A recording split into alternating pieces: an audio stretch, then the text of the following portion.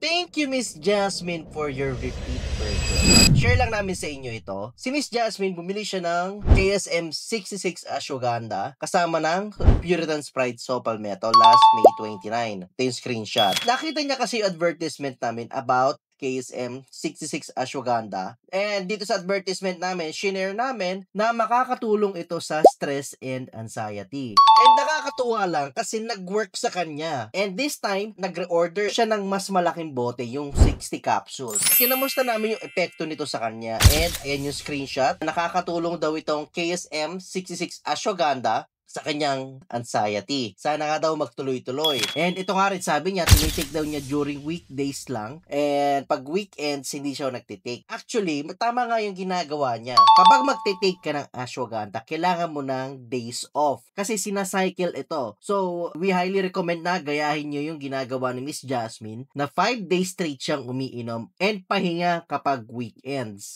O, ito meron din ako i-share sa inyo. According to our research, pwede mo naman siya i-take for 8 to 12 weeks straight or tulad ng ginawa ni Miss Jasmine, i-take mo lang during weekdays, then wag kang iinom pag weekends.